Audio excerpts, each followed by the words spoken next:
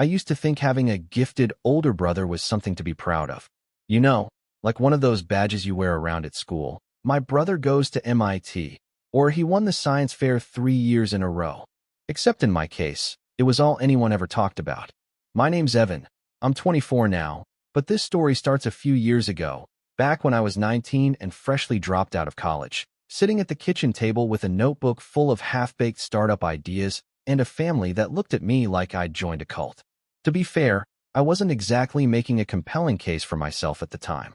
I had just left my second year of computer science at a mid-tier college because I realized I couldn't take another semester of theory-heavy lectures while my brain was spinning with real-world ideas I actually wanted to build. It wasn't a dramatic exit. No big explosion, no viral post about leaving the system, just a quiet decision that I'd rather try and fail on my own terms than spend 4 more years preparing to maybe start afterward.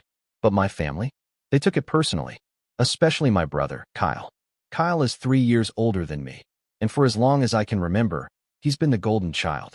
Perfect SATs, full ride to Stanford, summer internships at places like Tesla and Google, and a LinkedIn page that probably gives venture capitalists goosebumps. My parents worshiped the ground he walked on, and I mean that literally. There's still a framed photo of Kyle shaking hands with Elon Musk in our living room. Meanwhile, I think the only framed photo of me is a blurry elementary school soccer picture stuck on the fridge with a cracked magnet. When I told them I was leaving college, Dad just sighed and walked out of the room. Mom said, "Are you having a breakdown?" But Kyle? Kyle laughed. Actually laughed. He leaned over the kitchen counter, still in his perfectly pressed dress shirt from some networking event he'd just come from, and said, "So what? You're gonna build the next Facebook from Grandma's garage." He didn't even try to hide the smirk. I could feel my ears burning, but I didn't say anything. Not yet. That night, I stayed up sketching out the rough framework of an app I'd been thinking about for weeks. A platform to help independent tutors monetize and scale their services without needing to go through giant companies like Udemy or Coursera. It was a niche idea, but I saw something in it. I had a few friends who tutored on the side and always complained about how much these platforms took in fees. I wanted to build something lean, simple, and peer-to-peer. For the next 3 months, I lived like a ghost in that house. I coded during the day, watched tutorials at night, and only emerged from my room for food and coffee. I was broke, jobless, and rapidly losing the respect of everyone around me. Kyle would pop by every couple of weeks and ask how my tech empire was going with that smug tilt of his head, like he couldn't wait to see me crash and burn. But I kept working. Eventually, I got something usable. Not pretty, but functional. I called it Clarity Link. I even onboarded a couple of real tutors from a Reddit thread, just to test it. They liked it. They actually liked it. One of them messaged me and said it felt more human than anything else they'd used. That one line kept me going for another month. Then one day, Kyle knocked on my door, which was weird. He never came to my room. Usually, he barked from the hallway or texted like I was some distant cousin he barely tolerated. But this time, he came in with a mug of coffee and a sudden interest in what I'd been working on. At first, I didn't think much of it. Maybe he was trying to be supportive for once. He asked questions, good ones, actually, about scalability, payment processing, what market I was targeting, how I planned to deal with regulations around online education. I was surprised. It felt like, for the first time, he saw something in me that wasn't just a screw-up younger brother. We ended up talking for almost 2 hours. Looking back, I should have been more careful. Over the next few weeks, Kyle started showing up more often. At first with casual curiosity, then with feedback, then ideas. He mentioned he was working on a thesis project for one of his graduate classes that kind of aligned with some of what I was doing. He asked if he could look at my pitch deck, not to steal, of course, but just to see how I was structuring it. "I want to give you pointers," he said. I was hesitant, but this was my brother. I mean, we had our differences, sure, but we shared bunk beds for 10 years. We used to team up to sneak cookies at night. I figured, maybe this is what growing up looks like. Maybe he's finally seeing me as an equal. I shared the deck. I even walked him through the slides. Big mistake. A few weeks later, he stopped replying to my texts. At first I assumed he got busy. He was graduating soon, probably swamped with finals and job interviews. But then I saw a post on LinkedIn. Kyle's LinkedIn. That made my stomach drop. It was a photo of him standing in front of a whiteboard, mid-pitch, in one of those startup incubator meeting rooms, with the caption, "Excited to introduce PeerLink, a platform connecting educators with learners in a more equitable, decentralized way. Built with passion." Stay tuned. PeerLink. PeerLink. My app was called ClarityLink. I clicked through the slideshow he posted. My hands were shaking. It was my pitch. My exact pitch. Word for word. Even the diagrams. Even the tagline. Decentralizing education, one lesson at a time. I stared at the screen, heart pounding, mouth dry. I scrolled to the comments. Genius idea, Kyle. Brilliant execution. Can't wait to invest. One of the top comments was from a former Stanford professor. Let me know when your seed round opens. My vision blurred. I spent the rest of the night pacing my room like a maniac, flipping through my notes, my prototypes, everything I'd built. I knew what this meant. If Kyle was presenting this in a formal incubator setting, it meant he'd already filed the pitch under his name. Maybe even the IP. Maybe more. But the worst part? My parents were proud. When I brought it up to them the next morning, told them that Kyle had copied my project, they acted like I was being petty. Mom said, "You should be flattered he thought it was good enough to pursue." Dad added, "You should have done more with it. You let it sit on your laptop for months." I was stunned. "Wait," I said, "you're seriously okay with this? You're okay with your son stealing from your other son?" Dad didn't even blink. "He's making it happen. That's what matters." I wanted to scream, but instead, I just left. I packed up my things, drove 3 hours to a friend's couch, and didn't look back. That was the day I realized something important. Kyle wasn't just arrogant or entitled. He was dangerous. And if he thought he could steal from me and get away with it, he had no idea who he was dealing with. And I had no idea, then, just how far he would take it, or how far I'd have to go to get it all back. I spent the first night on my friend Ben's couch staring at the ceiling, replaying every conversation I'd had with Kyle over the last few months like a detective combing through surveillance footage. Every little moment that had felt odd or off, his sudden interest in my mock-ups, the overly detailed questions, the not-so-innocent, just curious texts, now took on a new light. He hadn't been curious. He'd been casing the place. And I'd handed him the keys with a smile. Ben didn't ask too many questions. Just offered me some old hoodies and cleared a corner of his apartment for my monitor and keyboard setup. I didn't tell him the full story at first. It felt too humiliating. What was I supposed to say? Yeah, my older brother tricked me into revealing all my startup plans and then presented them as his own at Stanford like he was Tony Stark giving a TED Talk. But I couldn't avoid it for long. I was spiraling. I'd go to take a bite of cereal and suddenly lose my appetite, open my laptop to write code, and just stare at the blinking cursor. Every day I'd see another PeerLink post pop up on my feed. Kyle with his polished jawline, holding coffee at some panel, talking about reshaping the education economy, like he didn't steal the entire concept from me. He even wore the same damn blazer I remembered from my high school graduation, as if he hadn't changed at all, just upgraded the mask. Eventually, I told Ben everything. He leaned back in his chair, arms crossed, just staring at me for a few seconds. Then he whistled. "Dude," he said, "this is like evil genius level. And not in a fun way." I nodded. "Yeah. But like, you have proof, right?" That stopped me. Proof. I had my original GitHub commits. I had timestamps on documents, early builds, even Slack messages from the 2 tutors I'd onboard during my prototype phase. I had sketches in my notebook. But somehow, none of it felt solid. Not in a courtroom sense. Kyle was clever. I'd shared some of that with him in conversation, not via email or doc invites. And he'd repackaged everything with just enough changes. Different name, slicker UI, fancier buzzwords. It was like he'd watched my house being built, brick by brick, then constructed his own on the same foundation but painted it a different color and called it original. Still, I started compiling everything. Backups, screenshots, dated prototypes. I told myself I was just protecting my work, but deep down, I already knew. I wasn't going to just let this go. Not anymore. Meanwhile, Kyle's fame was growing. He got into a high-profile startup accelerator, one of those flashy, Silicon Valley darlings that loves throwing buzzwords like disruption and impact around. He did interviews, podcasts, even got featured in a top 30 under 30 article on some startup newsletter that my mom printed out and laminated. I kid you not. She put it on the fridge, right next to my third-grade art project and a coupon for frozen lasagna. She called me that day. "Did you see what your brother accomplished?" "I did," I said flatly. "You must be so proud of him.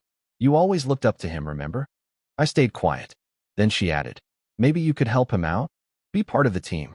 He said you were interested in education tech, right?" That's when I hung up.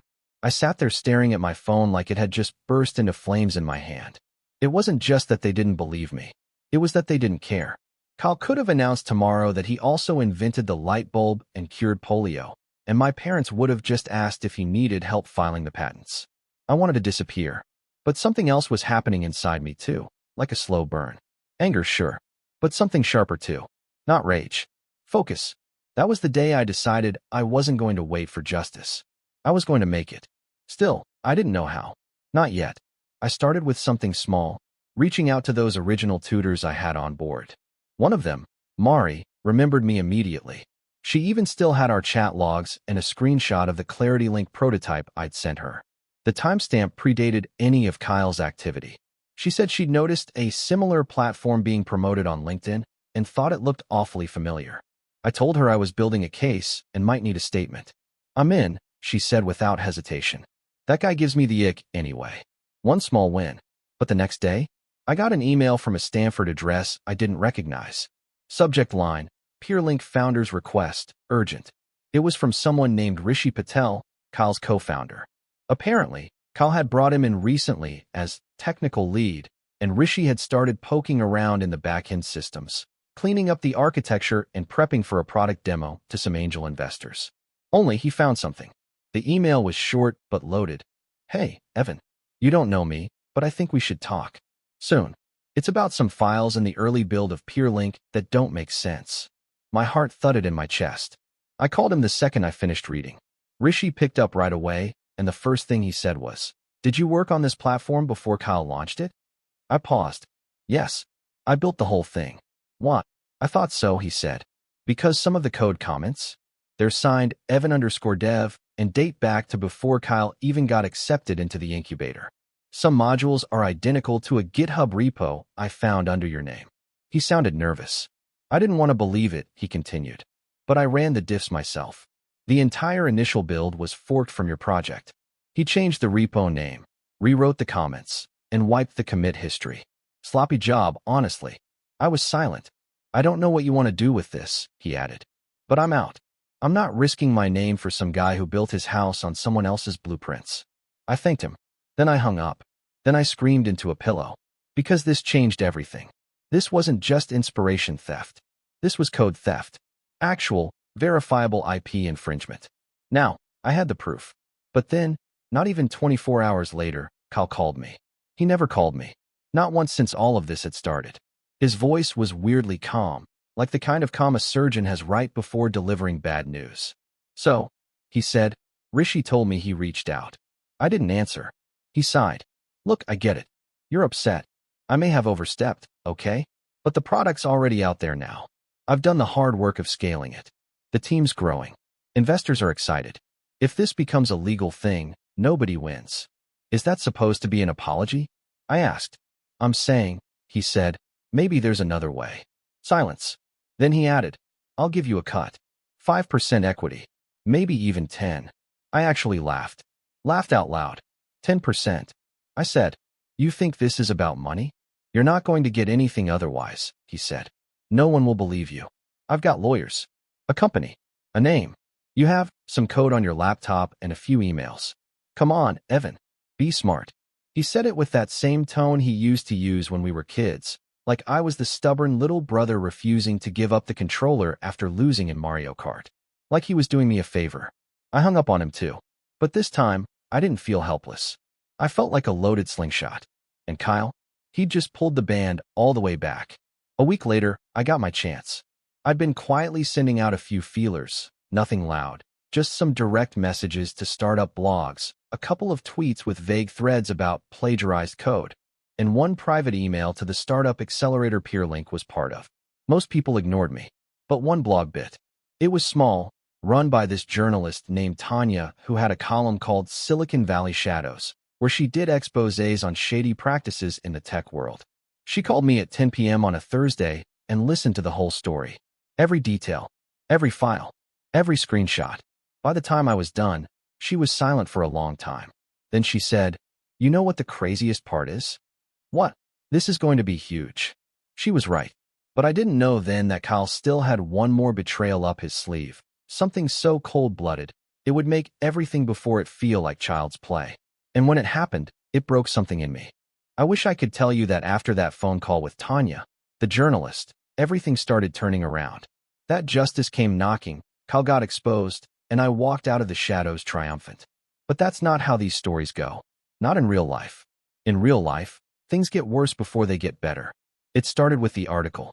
Tanya published it a week later under the headline, "The Brother Behind the Code: How a Stanford Startup May Have Been Built on Stolen Work." It was long, detailed, and filled with screenshots. She quoted timestamps from my original commits, Mari's testimonial, Rishi's code diffs.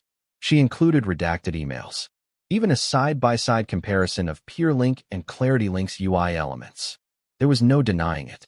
And for a moment, I thought that was it. The match had been struck. Now all I had to do was watch the fire spread. But Kyle was ready. The same morning the article dropped, PeerLink's official Twitter account posted a slick press statement. "We are aware of false claims circulating online and take intellectual property accusations seriously. PeerLink is built entirely on original work, and our legal team is handling the matter. We remain committed to empowering educators around the world." False claims. He called my work false claims. I read that statement a dozen times, each word hitting like a slap. And then came the calls. Not from family. No, they stayed suspiciously quiet, but from investors, from people I didn't know, asking for proof, for clarification, for a reasonable explanation. Some were polite. Some weren't. One VC left a voicemail saying, "I should be careful with the allegations I'm making unless I want to get sued into the dirt." I saved that voicemail because it marked the start of the worst month of my life. Suddenly, I was the thief, the jealous dropout, the nobody trying to ride the coattails of a Stanford golden boy. Reddit threads tore me apart. Twitter trolls quoted the article just to mock it. Tanya even reached out to apologize, said some of her editors were getting pressure from high places to pull it. The article stayed up, but it stopped gaining traction. And that's when the silence hit. No one else picked up the story. No legal action came. No support from platforms or forums. The tutors I had on board got scared and stopped replying. Even Rishi ghosted me after a week. I went dark for a while. Stopped coding. Stopped leaving the apartment. I barely talked to Ben, even though he was trying. He'd knock gently, leave coffee outside my door, check in with texts that I never answered. But I couldn't bring myself to face the world. I wasn't just humiliated. I was empty. This thing I'd built from scratch, ClarityLink, it wasn't just an app. It was me. My first real attempt at building something that mattered. I had poured my soul into it. Every bug I fixed, every line of code I wrote while everyone else was sleeping, it was all me. And Kyle took it. Not just the code. He took the pride, the validation, the right to say, "I made this." And now the world was treating him like the innovator, and me like the parasite. I started getting panic attacks. Real ones. The kind that show up at 3 a.m. and make you think your chest is caving in. I'd wake up sweating, gasping for air, clawing at the bedsheets like I was drowning. Some nights I'd just sit on the floor with my back against the door, eyes wide open until the sun came up. I remember one night in particular. It was raining outside. Hard. The kind of rain that turns the street into a river and makes you feel like the whole world is crying with you. I sat by the window in Ben's spare hoodie, holding the original notebook, the one where I'd first sketched ClarityLink. The pages were curled and stained with coffee, but the handwriting was still there. My writing. My diagrams. And I remember whispering to myself, "You're not crazy. You made this." That was the first time I didn't cry that week. Eventually, I hit bottom. And strangely, that's when things started to change. Ben sat me down one morning with 2 cups of coffee and a breakfast burrito he barely knew how to cook. He didn't ask if I was okay.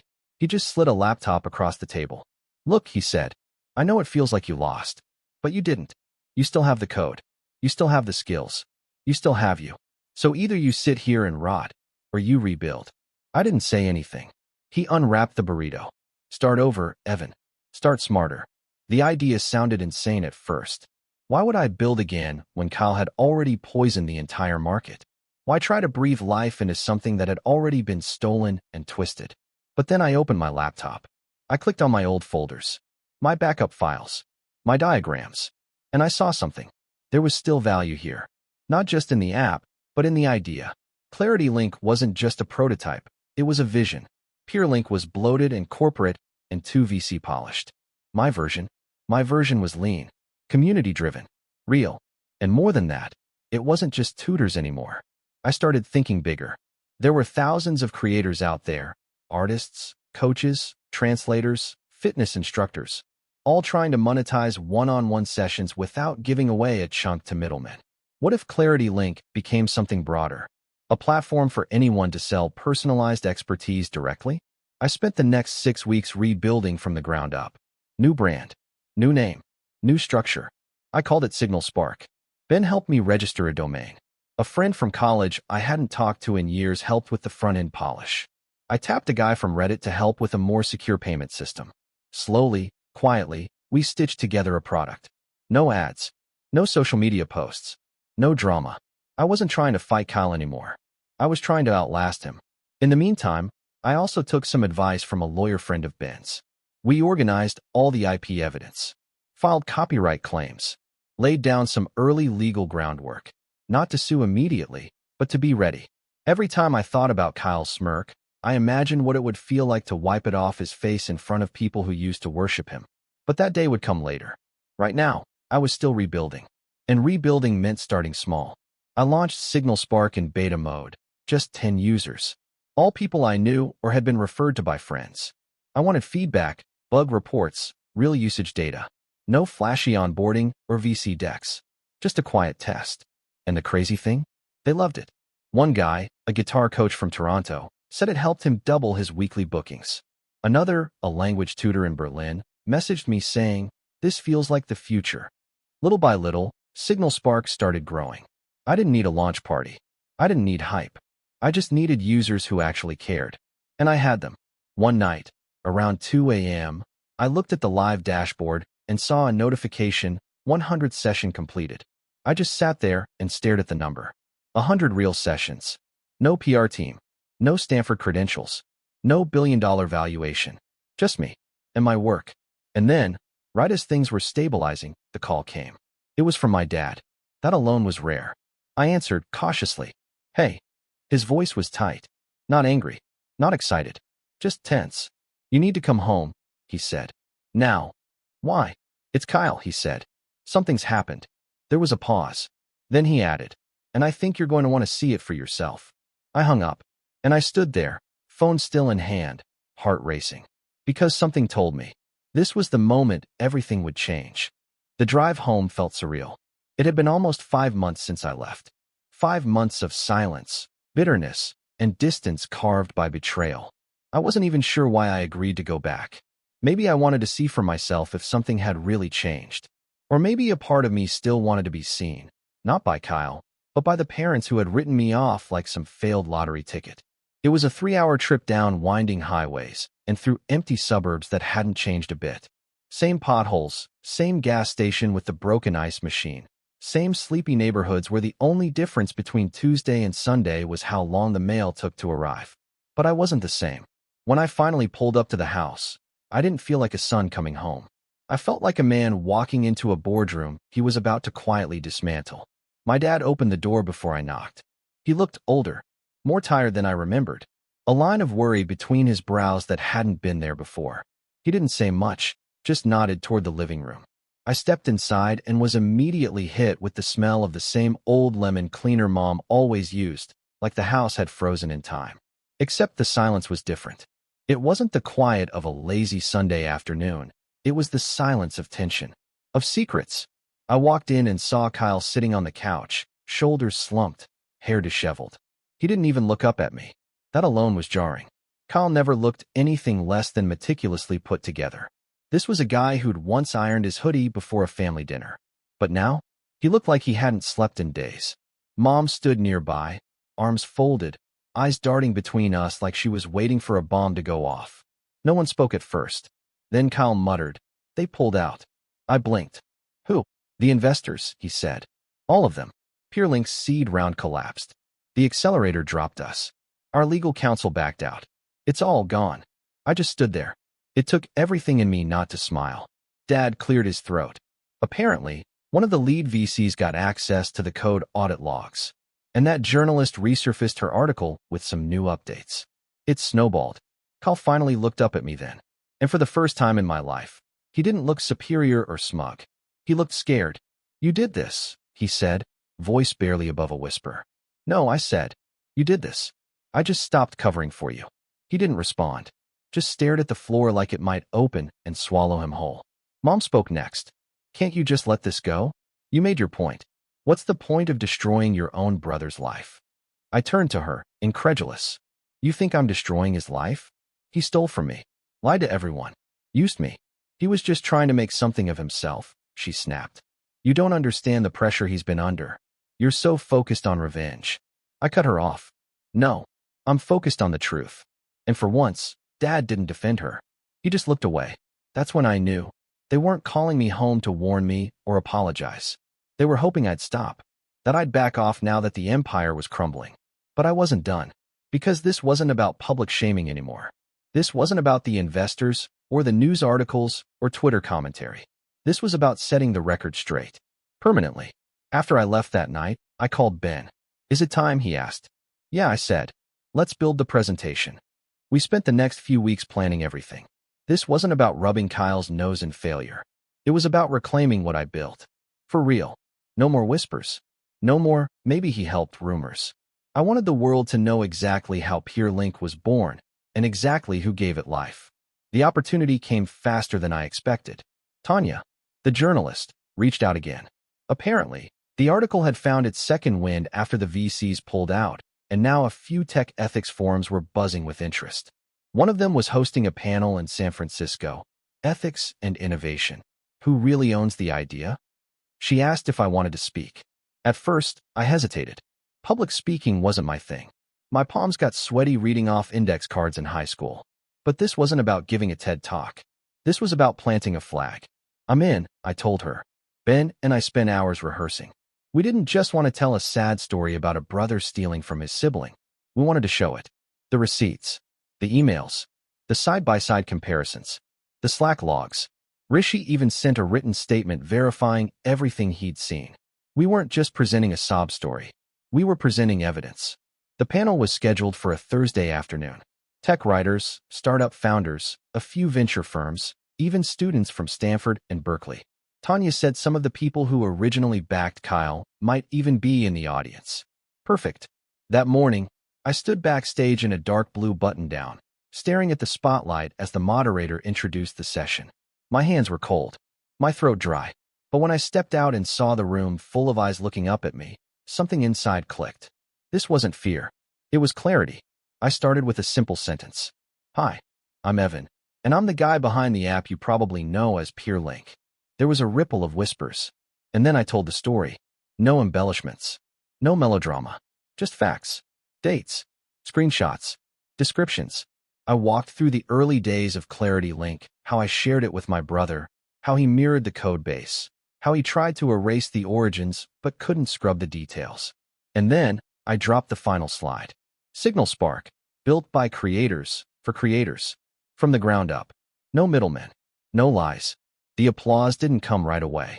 But when it did, it wasn't just polite. It was real. After the panel, people came up to shake my hand, ask questions, invite me to coffee. One founder said he wanted to talk partnerships. Another said, "I've seen dozens of pitch decks this year, and yours is the only one that felt like it came from the heart." I walked out of that building lighter than I'd felt in months.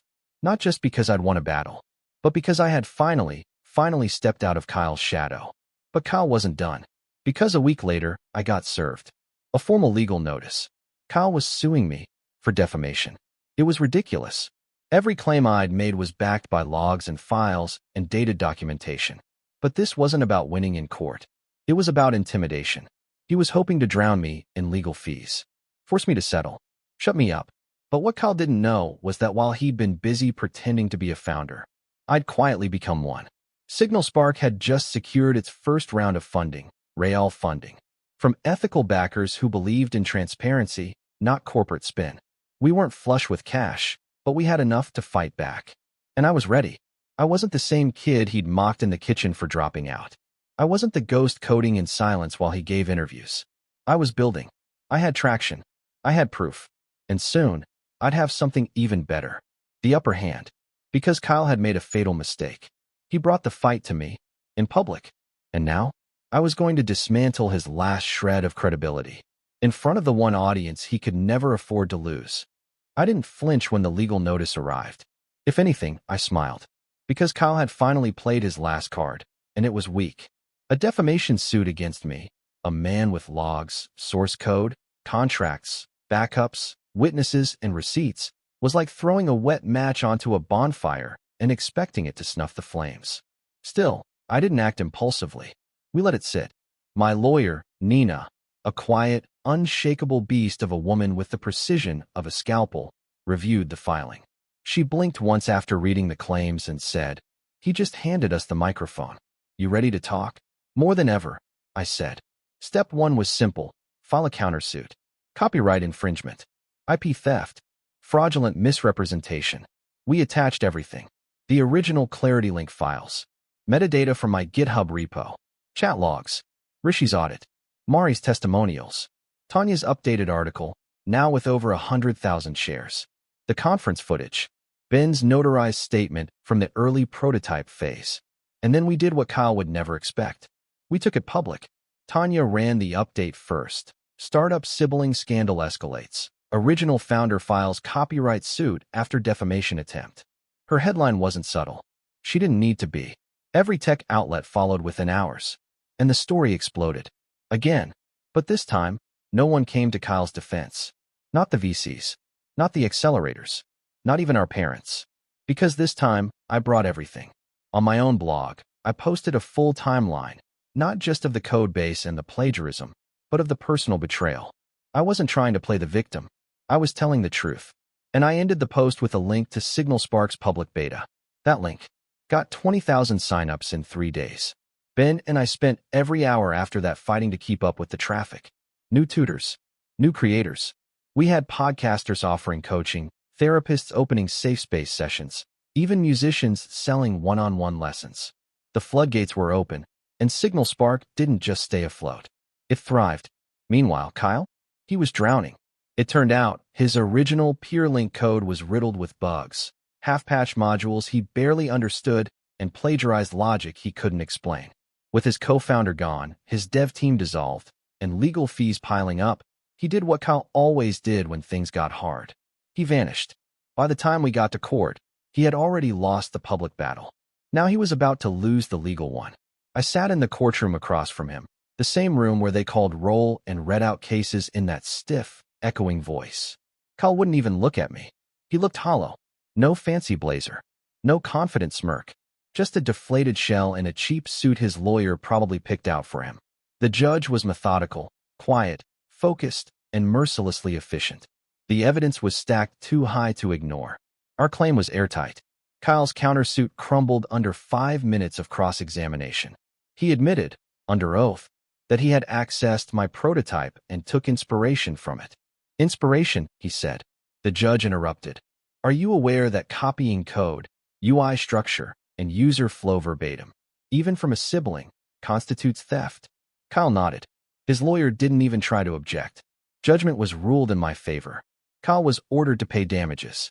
The court mandated him to issue a public retraction, take down PeerLink entirely, and cease development of any related educational tech based on the Clarity Link source for a minimum of 5 years. But none of that was the real victory. The real victory came a week later. My parents called. I didn't answer the first time, or the second. On the third, I picked up. My mom's voice was thin, uncertain. "Evan, we read the article. Everything. We didn't know how bad it was. We didn't understand." "No," I said. "You didn't want to understand." There was silence. Then a small, broken sentence. "We're proud of you." It didn't feel warm. It felt late. "I didn't build Signal Spark to make you proud," I said. "I built it because I had something real to offer. You just couldn't see it until strangers told you it mattered." Another silence. Then, "We miss you." I ended the call without responding. Because some things, once broken, don't go back the same way. Signal Spark kept growing. Within a year, we had over 50,000 active users. A new office. A real team. We stayed independent. No VC interference, no corporate corruption. Just creators supporting creators. And every time someone asked how it started, I told the truth. Not to gloat, but because truth matters. A year later, I was invited to speak at another panel. Resilience in Tech. Building after betrayal. I stood on the same kind of stage Kyle once dreamed of, in front of a sold-out room. I looked out at all those young founders, some scared, some skeptical, all hungry, and told them the story. All of it. I ended with the same line I told myself that night on Ben's couch, back when I felt like nothing. You're not crazy. You made this. Afterward, a kid, maybe 19, just like I was, came up to me, hands shaking, eyes wide. My brother's trying to take credit for something I built, he said. No one believes me. I handed him my card. Now someone does.